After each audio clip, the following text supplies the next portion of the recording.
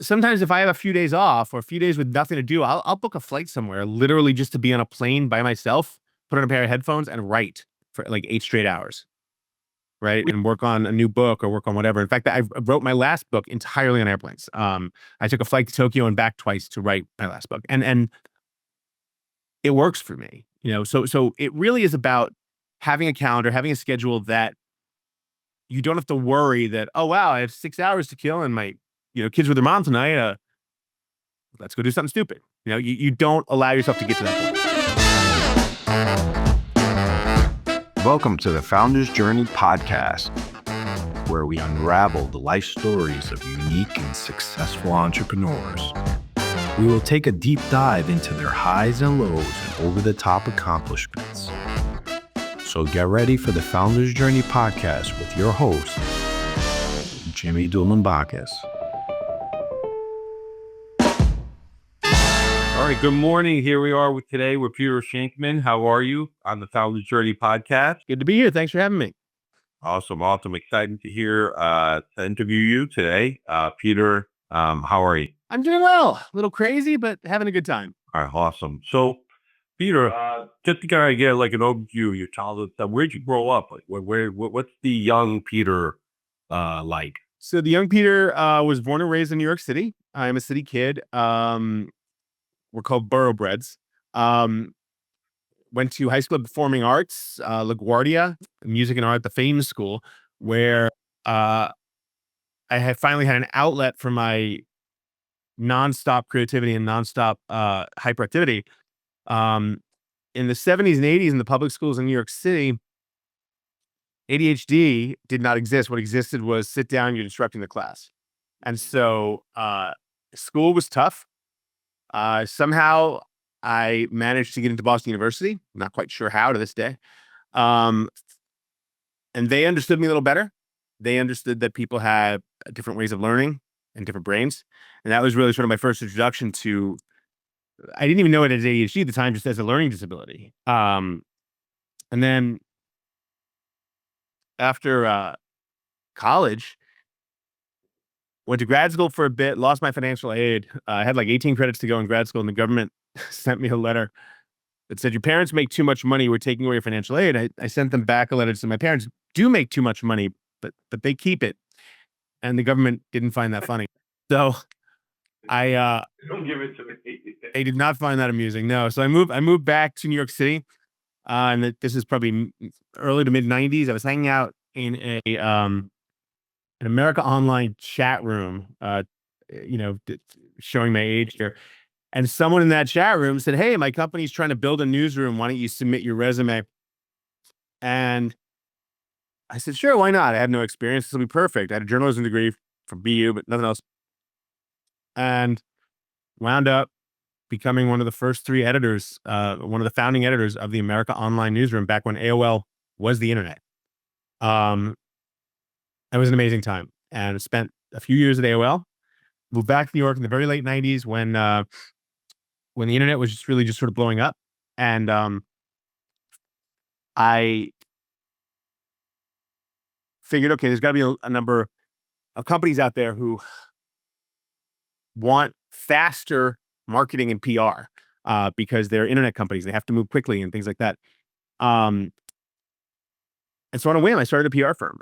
I had no idea how to run a PR firm, but like most things I do, I jump in, I figured it out later. We blew up. We were repping Napster, Juno, AOL, monster.com companies, right? And I'm here 27 years old, no idea what the hell I'm doing, but we did it well, and we kept doing it. And eventually, right before the .com boom, I saw the writing on the wall. We were getting requests to do PR for companies that, you read the business plan, like, I cannot believe these guys got funded. They're not going to survive. This is, no one needs a virtual cemetery for their pet, and just random stuff. And I'm like, this is never gonna work. So I saw the writing on the wall. And I went to an old school company that had wanted to get into the .com boom. And I said, hey, buy me. And they took our clients and took our staff. And I walked away. My goal was to take a year off. packed a bag, went to Asia. No plan. Figured to just hang out for a year somewhere. About 2 weeks later, I flew back home. I called my mom from the Tokyo airport. And I said, I'm flying home. She goes, you're supposed to take a year. I'm like, you never taught me how to relax. This is your fault. And I came back home, started consulting. Consulting turned into some public speaking, traveling constantly, and traveling constantly led me to, everyone I meet on an airplane, unless you fake your death, I'm going to know everything about you by the time we land. And so, I had this huge Rolodex, and reporters started noticing that. They started calling me and saying, hey, you have this huge Rolodex. We would love to, I'm doing a story on whatever. Who do you know for this story? And that led to my sending out emails to friends and then to a Facebook group. And eventually, when that blew up, to what became HARO, Help a Reporter Out. And HARO blew up to about, I don't know, I was sending out something like 1.5 million double opt-in emails a day to a huge amount of people, and like hundreds of thousands of people. And PR Newswire came calling, and they said, we want to acquire what you build. And so 3 years after I started it, in 2010, I sold it. And I walked away, kept speaking, wrote some books, really took some time to learn about my ADHD, got married, had a kid, got divorced, still have the kid.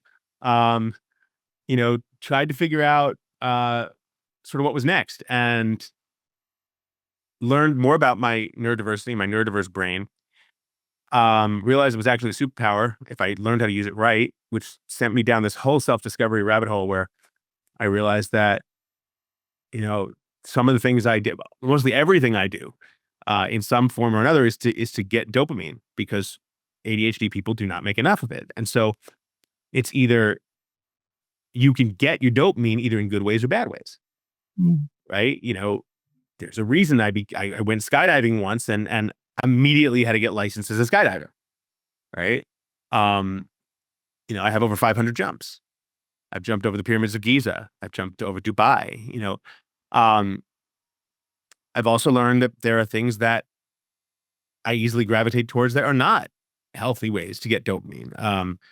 I very rarely drink anymore because, when you're ADHD or neurodiverse, you only have two speeds. You have namaste and I'll cut a bitch, and there's no middle ground, right? And as a founder, as someone who's constantly getting invited to parties and to events and to networking, everything is an open bar, right? And so I learned that I wasn't craving alcohol in the respect that I wasn't an alcoholic to the tune of, oh my God, I just woke up, I need a drink. I could go months without having a drink and not even thinking about it. But when I had a drink, I would not have one drink. I would have several drinks. And I sort of adopted the line from the movie War Games, where the computer finally learns, he says, the only winning move is not to play.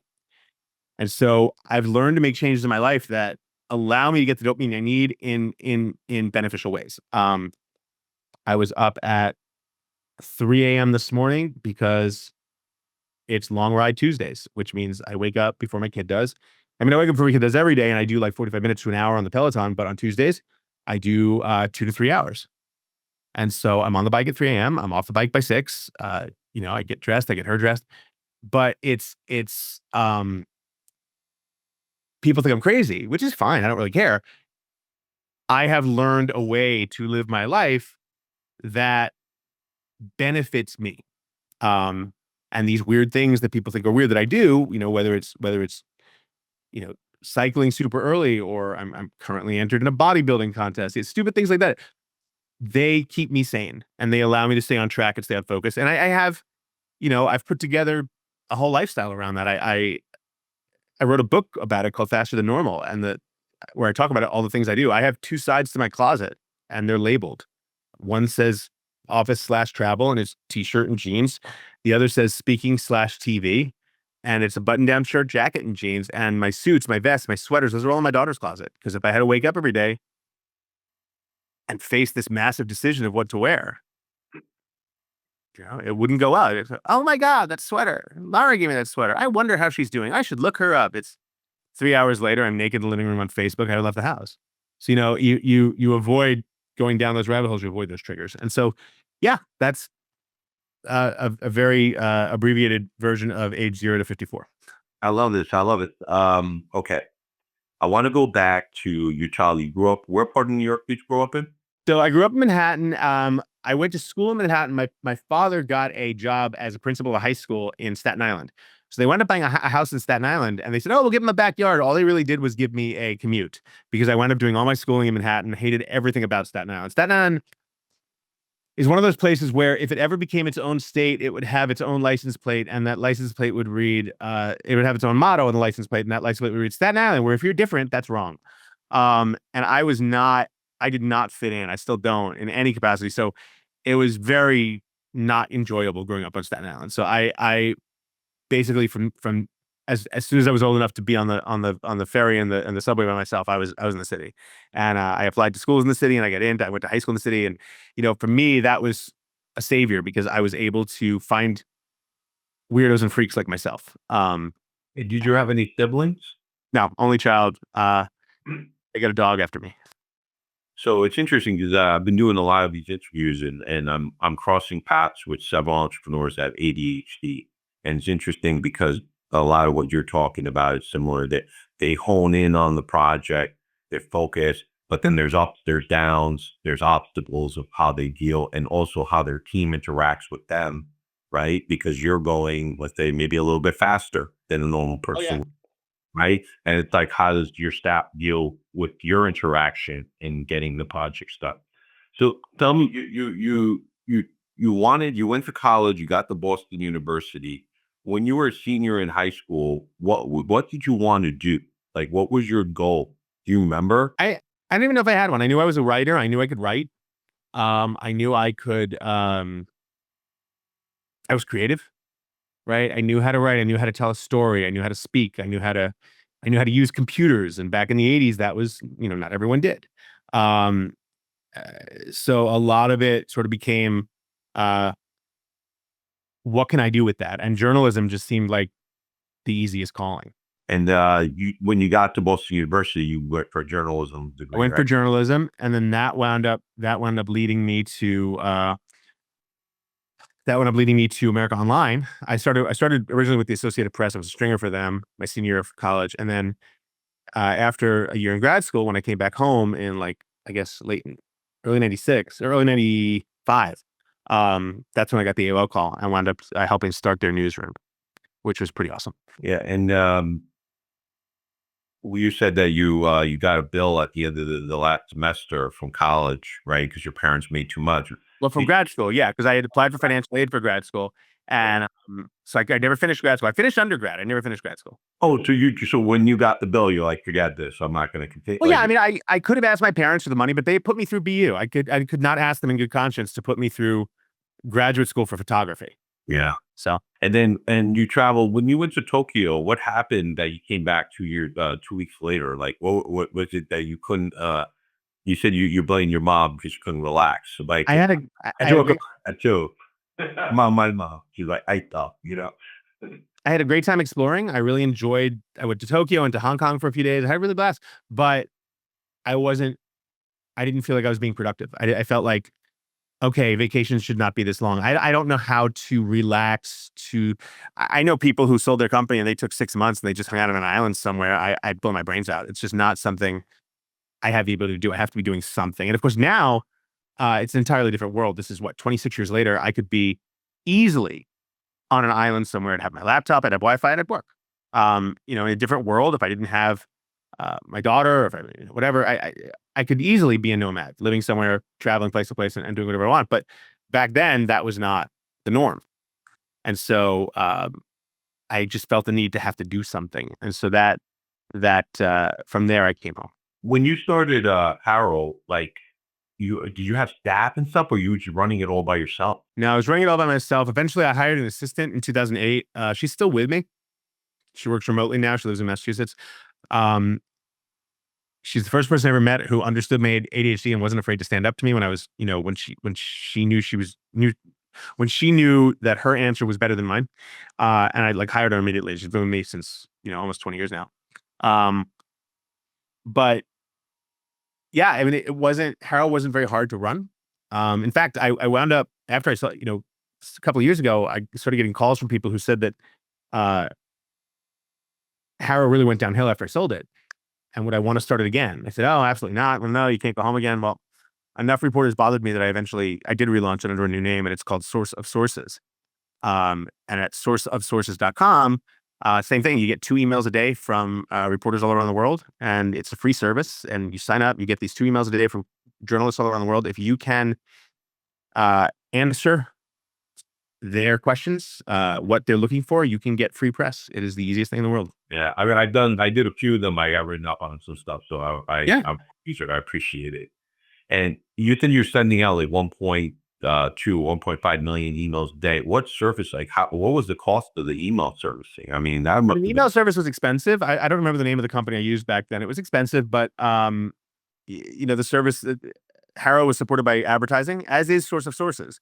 A small little text ad that top of each email reaches a very large amount of people on my list because the info I provide, the queries I provide, you have to read them. The day you don't open them, the Wall Street Journal is doing an article on your industry and you miss out. So you have to read them. And so because of that, I had a very high open rate. And because I had a very high open rate, people, were willing to pay for those ads. Same thing with SOS. We're sold out on ads for the next 8 weeks. That's awesome. So tell me, well, when you were battling like ADHD and trying to figure yourself out, right, as a 20-year-old, what's going on? Like, you honed in on HARO, you honed in on some positions in different companies. Like, how did you figure out the structure of like how to manage, your abilities, right? Because you mentioned that it could be a positive or a negative, right? Well, I still am learning how to manage it every day. I mean, it's an ongoing process, but I do know that there are certain things that are absolutely must do's. I must exercise in the morning to give my brain the chemistry it needs. I must take walking breaks. I must stand up. I try to do as many meetings as possible walking. Right. I will meet you anywhere in the city. We can go for a walk.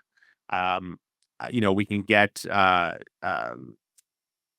soda. We can walk around, whatever. Walk around the sandwich, slice of pizza. But it's about creating. Waffle, please shut up. It's about creating a lifestyle that works for me, that allows me to use my talents to the best of my ability and not worry about them in that regard. And were there anyone in your life like that was entrepreneurial that made you go, "Hey, I'm gonna just start this journalist, Yeah. platform"? Both my parents were teachers. I never had any entrepreneurs I knew. I really sort of went out on my own and said, okay, we'll try that. But that's an ADHD trait. We'll try it. If it doesn't work, we'll do something else. And you were completely fine with that. You weren't nervous. What's the worst going to happen? I fail and I go get a job. Well, where did that come from? Like, I don't know. I honestly don't know because, I'm a Jewish New York City kid, so I should have a ton of neurosis and I do, but I don't know. I just figured I didn't play well with others. I didn't love any of the jobs, the few jobs I had, like the 2 or 3 companies that I worked for. AOL was awesome, but like the couple of jobs I had after that, when I left AOL, they weren't fun. I didn't enjoy it. It was too many rules. I remember I was hired I left AOL and I was immediately hired by a magazine as an associate editor. And first week there, I'm like, they have 8:30 a.m. meetings and 9 a.m. stand-ups and 9:45 check-ins. I'm like, oh my God, this is Russia. And it was horrible. I lasted a week. Yeah. Are you an unhireable person? Is that? I think there's definitely, I think now, knowing what I know about myself, I probably could get hired if in the perfect position, if it existed, but I'm somewhat good at doing my own thing. I kind of like, how I've this life that I've created. I've mapped out a life that gives me free time or gives me enough time to, I'm on several committees at my daughter's school. I always do the pickups and the drop-offs and everything like that. It works. I don't know if it'll be like that forever. Who knows? But right now it works. And do you value money over time or freedom, meaning like freedom of time? Well, the nice thing about being able to make money is that if you do it the right way, is it does give you the freedom to live your life the way you want. I don't believe in trading your time for money. recurring income from multiple revenue streams is always, the end result, the end goal. So I'm always doing, and that's the nice thing about ADHD as well. I'm always doing like 4 or 5 different things at once. Let's see which one makes money. Let's see which one works. Let's see which one I should do more of. How do you manage your time between the projects? Like, is there like a mind frame that you use? It is more like a calendar that I don't allow to empty out. So even if I have literally no meetings that day, I will fill that calendar. I'll drop Jess at my daughter at school, and I'll fill that calendar with, let's go to the gym, let's go learn something. Because the free time for me is the dangerous part. Having too much free time usually doesn't end well. It could lead to some bad shit. So for me, having things planned out, right? So, and that, sometimes if I have a few days off or a few days with nothing to do, I'll book a flight somewhere, literally just to be on a plane by myself, put on a pair of headphones and write for like 8 straight hours, right? And work on a new book or work on whatever. In fact, I wrote my last book entirely on airplanes. I took a flight to Tokyo and back twice to write my last book, and it works for me. So it really is about having a calendar, having a schedule that you don't have to worry that, oh wow, I have 6 hours to kill and my kids with their mom tonight. Let's go do something stupid. You don't allow yourself to get to that point. I see. I have the same issue. I try to figure out, like, sometimes I have gaps and I'm like, oh, let me just relax. And then I find myself pulling projects. I'm like, what am I doing? Why am I doing this right now?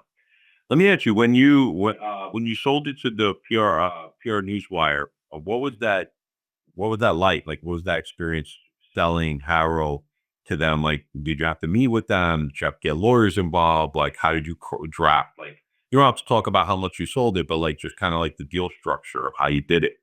Yeah, you definitely had to get lawyers involved. Much to my dismay, they picked the wrong field. If I really wanted to make money, then you become a lawyer, you get paid no matter what the hell happens. But had to get lawyers involved, and the company approached me. I didn't approach them. So by them approaching me, it was pretty much a done deal that it would happen. And then it became a question of how much. And once it was confirmed, I let the lawyers do their job, because that's what you pay them for, and I just signed some papers. And would you structure just quick sale? Like, they paid you cash, or they give you stock, or did they? It was I think 95% cash, 5% stock, and then I had a 2-year earnout, which I made easily. And you stayed on to do the transition for 2 years. Yeah, I stayed on for 2 years to make the earnout. That worked without any issue. Yeah, and then I walked a few years after that. And then you wrote a book right after, you said, or? Well, I've written 6. I've written 6 books. So I've been writing books since 2000. My first book was published in 2008. In 2010, I published one. In 2015, I published one, and then 14. But then the biggest one I've ever published was Faster Than Normal, about my ADHD, and that was published by Random House back in 2017. That I wrote that after my divorce. I did a lot of homework as to why I could start and sell companies and do really well, but couldn't make my marriage work. And that became that book is the one I'm most proud of, and the one I've done the most work on. You give us a little bit, I guess, like a summary of like. Yeah, I mean, Faster Than Normal. I wrote it after launching a podcast of the same name, and the podcast has over 500 episodes. And the basic premise behind Faster Than Normal is that neurodiversity is a gift.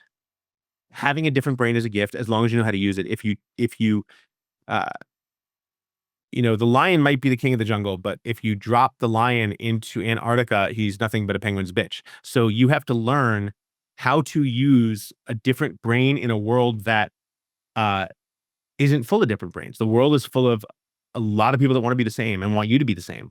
And so when you learn how to use your brain, this different brain you have, you become faster, better, smarter than almost everyone else. And so that becomes the sort of secret as to how to create the world that you want, right? You're creating this lifestyle for yourself, because people, when you realize you could do things faster, better, you think differently, different ways of whatever, it becomes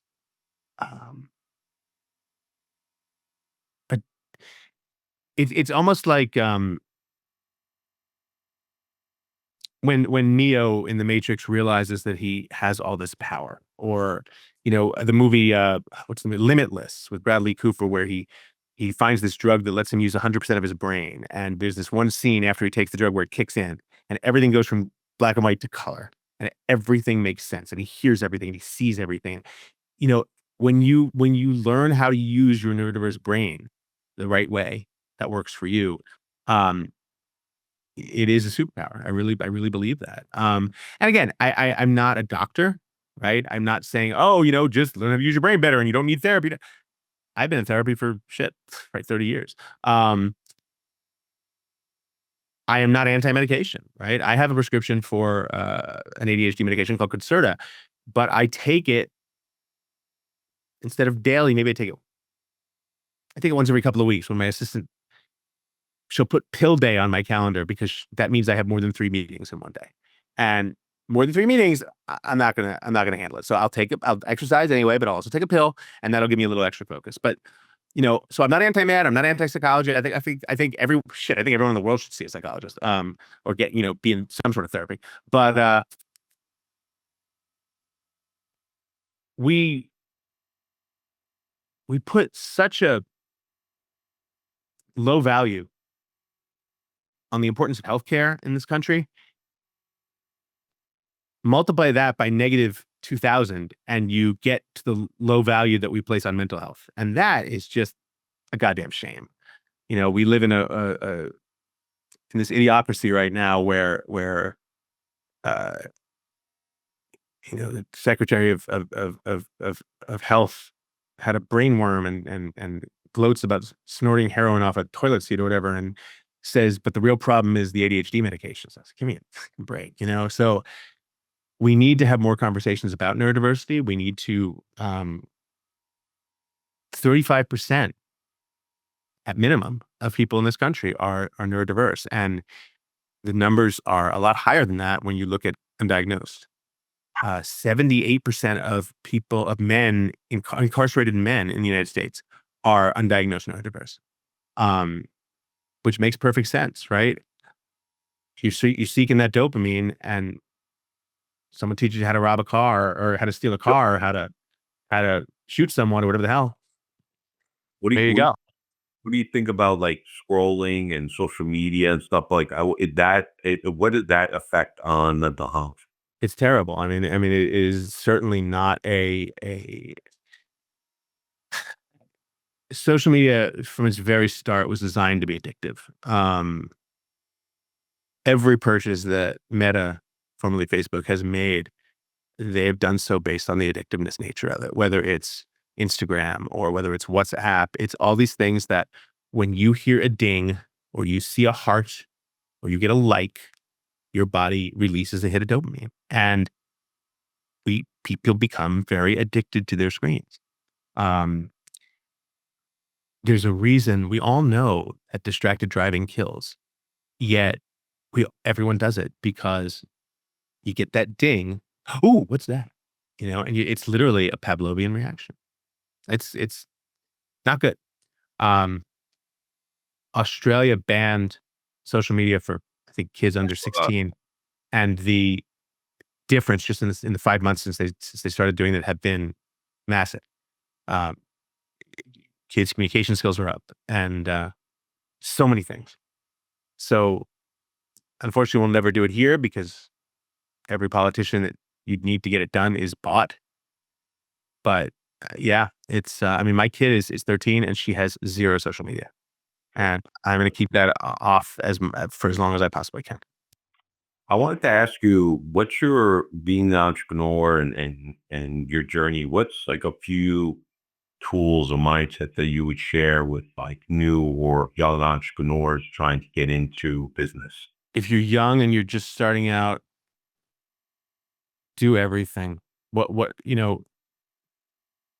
you're never going to be more able to restart your life than when you're younger, right? The older you get, the harder it's going to be to do that. And so if you can get into a world where you can create a life for yourself. Um, even if it fails, at least you tried. The highway of life is littered with ideas, not that so much failed, but that never worked because people didn't um, bother to try. Right? I've always been of the opinion, if I fail, I'll try something else, but I never want to have missed the opportunity to try. And so that to me is sort of the key behind everything. Being able to create, trying, worst comes to worst, it doesn't work. That's all. It's interesting. Like what I'm hearing is like you talk about failure and you wrote multiple books. You said your fourth book, I think, or the one that you mentioning earlier was like your best book, right? That you think, right? And obviously, the viewer had their opinion and whatnot. But it took three books to get to the fourth book, right? Oh, absolutely. I've What I've I will never hire someone that can't tell me about failures they've had, because failures are the only way to learn. If you're not failing, you're not learning. Um, I would never want to hire someone who hasn't learned. And when did you come up with that? Like when did you realize failure was that important? Because I believe failure is a learning process like you do. But what age were you like, oh, this is like I have to fail in order to succeed, you know? Every CEO I've ever talked to, interviewed, worked for, um, have all said that they are smarter because they failed. Um, and I worked for Steve Case, right? And he had several failing companies before he wound up launching AOL. Um, I met with Reese Schoenfeld, who I interviewed him. He launched he launched CNN with Ted Turner, and he was telling me about his failures prior to that. So, you know, anyone who's succeeded has been in a situation where they first failed and then learned from that. I am sure there are a few people who have started one thing and immediately been successful, but that is much more about luck. I believe that part of growing is learning from the failures. If I win, I win. If I fail, I've learned something. That's just what I believe. And I agree. I can agree more with you. And any thoughts on like being a parent and an entrepreneur? Like, how do you manage being around for your family, your daughter, your business? Because there are times when starting out, you're crazy hectic. How do you manage that? my daughter is first. I have never missed a school concert. I've never missed a school play. I've never missed a school performance. Nothing. If that means I have to turn down a speaking gig, if that means I have to I had a keynote in Shenzhen, China, and no, I'm sorry, Kuala Lumpur. And I gave the keynote in Kuala Lumpur. And the day before I was supposed to give the keynote, I was hanging out in Kuala Lumpur, and I got a phone call from a company that said, "Hey, we know you're in Kuala Lumpur. We have a keynote slot. The person who was supposed to give the keynote in 5 days from now in Singapore has had to drop out, family emergency. Since you're already in Kuala Lumpur, can you just swing over to Singapore afterwards and we'll pay you to give this keynote?" I said, I can give the keynote, but I can't just swing over. You're going to have to pay for another flight. I need to go home. And he goes, "Well, why? You're, what, 1,000 miles away versus, 8,000." I said, "Well, because I promised my daughter that we'd have dinner on Thursday night when I got back." "Right. Well, just tell her you can't." "No, it doesn't work that way. I'm happy to come." So I wound up flying. I flew home. I landed at 4 p.m. I had dinner with her at 6. We had pizza. She stayed with me that night. I woke up the next morning. We had breakfast. I made her French toast. And then her nanny came, and I went back to Newark Airport, and I flew back to Asia. Um, I was like, "You're crazy." I'm like, "No, I made a promise to my daughter. That's all." I never want her to accept being treated by anyone any less than I ever treated her. That's amazing. That's amazing. That's crazy. I mean, that's a great story for people to listen and follow. That your word is your bond, right? Well, Um, what other choice do you have, right? That really is all you have. and she remembers that. I think she was 4, 5, but she remembers that daddy came home from across the ocean and we had dinner and breakfast. And then daddy went back across the ocean. Yep. Tell me about the speaking gigs. Like, how do you build up that side of the business? Is it because of the success from your business or your books? Like, how do you build up your self brand? Yeah, speaking begets speaking. When you go on, so speaking is one of my hidden talents. I love being on stage. I love talking to people. I hate being in a room with 8 people where I have to play nice and smile, but put me on a stage in front of 50,000 people and I am the happiest damn person in the free world. That is just my happy place. So I love being on stage. It probably comes from being a drama kid and a theater kid and going to performing arts high schools and all that. But yeah, I can go on stage. I don't use PowerPoint. I don't have a script. I just talk. I tell stories that people relate to. I talk about customer experience. I talk about customer service, and now lately I talk about AI and how AI plays into those 2 roles. And then I also have a completely separate keynote about neurodiversity in the workplace and why companies need to start paying attention to how important that actually is. And when you do the speaking gigs, like, is there a certain amount you do per month, or is it a certain money that you need to make, or rate, or is it kind of case by case? It really just varies on what the clients wind up asking me to do. Some clients, sometimes I've gone, I think 5 weeks without giving a keynote, without being on a stage. And then I have 3 in June. Right. Gotcha. So, you know, And explain to me on the workplace how you're doing a speech on work stated and people having ADHD and different mental stuff. So, like, how do you what is the process? Like, how do companies deal with that, or work around it, or work with it? Not around it, but work with it. so I launched a company with a good friend of mine called Mental Capital Consulting. And Mental Capital Consulting helps companies attract, hire, and retain neurodiverse employees while teaching them about the benefits of a neuro-inclusive environment. There are countless studies that show that when you bring different brains together, everything, productivity, revenue, profit, everything goes up, right? And so to create it's more like how to create a neuro-inclusive environment. We've done work for Morgan Stanley, for Adobe, for Google, where we're helping them understand the benefits of being a neuro-inclusive environment and what it means to invite neurodiverse brains to work for you, not just saying, yeah, you can come work for us, but like really going after them and wanting them to work for you. And so it's very cool. And how do you create the culture and the environment for them to be successful? It's a lot of conversations between the old guard and the new guard. So the executive team are usually much older in some of the older companies, and they grew up in an environment where you didn't talk about mental health. And they're trying to welcome in new employees who grew up in an environment where you do, right? So you have a millennial or a generation alpha who like wears their ADHD on their shirt, and you have to explain to the older boss, why neurodiversity is a benefit. And it becomes one of those things where you have to teach, you have to bring the 2 parties together and have them talk to each other. Once you do that, it does tend to work very well. So, Peter, you can go back in time, right? And you are crossing paths one day. You're walking through New York City.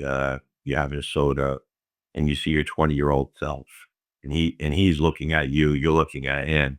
What do you say to him? Like, what do you want to say to him? Well, if it's back in the 80s and 90s, I'd tell him to buy as much Apple stock as humanly possible. But then I would also tell him to stop wasting so much goddamn time of his life giving a shit what other people think. 20-year-old Peter is going to spend the next 20 years wasting so much goddamn time, worried about what other people think of him. And I tell him to just go do your thing and stop caring. To be you.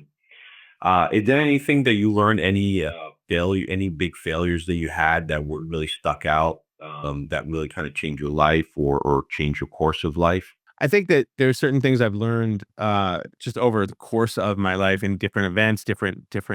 I one of the biggest lessons I ever learned was not to get cocky, to stay humble, to have humility, um,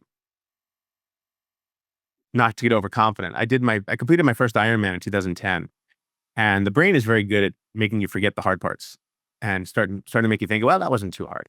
And so I decided to do another one in 2014. Well, it was about 40 degrees hotter that day. Hadn't trained as much as I did for the first one. Had the best swim in my life, best bike in my life. I don't remember the run because I woke up in an ambulance. But my body stopped taking in fluids at like mile 84 on the bike. So, I got a tattoo actually on my leg with the Ironman logo, and it says consistency and humility. Because without consistency and without humility, you won't move forward. And so, I think one of the greatest lessons I ever learned was, stay humble. That's number one. And then I had a skydiving coach when I first started jumping back in like 05. I was talking about how my friends at the drop zone would always ask, dude, why are you going back to the city every night? Why don't you hang out? Why don't you camp here for the weekend or whatever? And I'd say, oh, I like having, hot water and like food, real food and whatever. And then I'd go back to New York and I'd hang out with my friends. We'd go out to dinner or whatever. And they'd say, why the hell are you spending all day up at the drop zone? Are you trying to jump into planes? Are you trying to kill yourself? And so I had this concept that I didn't have any real friends because no one understood the other side of me. And this old skydiver looked at me and he just said simplest words I ever heard. And to this day, I repeat it all the time. He said, Peter, if you can't change the people around you, change the people around you. And that just blew me away. It's it's the premise that Say that one more time. if you can't change the people around you, change the people around you. Yeah. Right. If you can't change someone's mind, you don't need them. Focus on people who get your vibe. And so yeah, that's what I've been trying to do in my life, or at least for the last 25 years. You got to tell me about the skydive. 500 dives. I mean, you dove over the pyramids. Have you jumped nighttime? Like Yeah, done a couple of night jumps. I've done a couple of halo jumps. Yeah, I call myself the world's most boring skydiver because I don't swoop. I don't do anything special. I don't come flying in 100 miles an hour. I fall out of the plane. I flail around the air. I open my parachute. I land relatively where I'm supposed to be, and I go do it again. And that's more than enough for me. I don't need more than that. No, it's awesome. And what is it about? Can you explain putting the equipment on, getting on the plane, and then getting ready to jump? Yeah, I'll give you the easiest explanation in the world. When I fall out of an airplane, it is the most free I'm ever going to be for 45 seconds or to a minute because my entire life for the next 45 seconds to a minute boils down to two choices, not 100 choices, not a million choices. I'm looking at you right now. I can hang up this call. I can go get a slice of pizza. I can go work out. I can go look out the window. I can play with my dog. For 45 seconds to a minute, my life boils down to I will open the parachute or I won't open the parachute. Well, that's it. Do you have any idea how free that is? You don't have any other choice. And to only be faced with two choices and nothing else, you'll never be that free. It is the most incredible feeling in the world. And, there's of course this massive dopamine hit. And what I've learned to do is I'll jump, I'll land, I'll throw my gear in a corner, I'll pull out my laptop and I'll write 5,000 words in 30 minutes because I'm just so wired from that, all the dopamine, all the good chemicals. And it's healthy, right? It's good chemicals, unlike cocaine, which, fires all your neurons at once, but then you crash or something like that. Skydiving is awesome. You're exhausted, but in a good way. You have the best sleep of your life after it jumps. So it's a good thing, and other people find it in other ways. I have friends that play golf. I never understood that, but that's the thing. Yeah, they're different. Do you find that because you can take risks and because you could dive out of planes, that's part of the entrepreneurship? Like, is there a correlation between that and entrepreneurship and taking calculated risks, which is jumping out of a plane? Absolutely. I mean, the premise behind the risk of skydiving is very simple. If I ever believed, I've done my training. I understand how to use my parachute. I understand how to use my reserve chute. If I thought every time I jumped I was going to die, I wouldn't do it. Right? For me, it is about the difference between a risk and a calculated risk is massive. And so a calculated risk tells me, okay, there might be an idea for this company. There might be an idea for this thing you're doing. Let's see if we can create it. As opposed to, let's see, no research, no homework. Oh, let's just fuck it, go. I wouldn't jump out of a plane without all the training and the skills that I have, everything like that. Same thing. So it really is about calculated risks are much, much different than being risky. And is there any projects that you're working on now outside of what you mentioned, or anything that you're doing that you want to share? I always have a couple of things in the hopper. working with a few different people, trying a few different things. I'm an investor in a Broadway show currently, which is doing really well, called Chess. Um, so maybe a couple other shows in the future. But yeah, just trying to have fun. Trying to have fun, raise my kid, do my thing. Awesome. And I had one more question I wanted to ask before Yeah. we wrap off. When you write your books, what's your process? I know that you flew to Tokyo and you flew back and you wrote a whole book. Do you need isolation in order to be creative? Like, how do you manage your creativeness in getting the book out? When I write, I usually write one page I put down on one page a general concept of the uh chapters of the topics I want. Like, I'll come up with a chapter title for each chapter, and then from there, I'll just sit down and I'll start writing. I don't really do any research. I don't not really no, I'm sorry. I do a ton of research, but I don't really do any formatting. I just write. There's a wonderful app called Ohm Writer, OMM Writer for the Mac, which shuts every other process on your computer down except for Ohm Writer, so you can't be distracted. Put on my headphones and just go. Yeah, what type of music do you listen to? It varies. If you listen to my workout or working playlists, you would think that I was bipolar because it g- you know if I put it on random, it will go from 1990s house to EDM to Broadway to 50s big band. So it is yeah, and then a ton of 80s. So it's very random. Awesome, awesome, Peter. This has been great. Anything you want to leave? Any last thoughts or anything for the audience? Yeah, I mean, my life is at shankman.com, so you can always find me there. I'm happy. I answer every email. I'm not allowed to book my own calendar, but I am allowed to answer my own emails. My assistant doesn't let me book my own calendar anymore. But yeah, I'm always happy to talk and always happy to share my thoughts on neurodiversity and different brains. Um, yeah, feel free to reach out. I'm at Peter Shankman on all of the socials except Twitter. Awesome, awesome, Peter. This has been great. I really appreciate your time. I loved your story. I've learned so much today, and I really appreciate that. Pleasure was mine, man. Thanks for having me.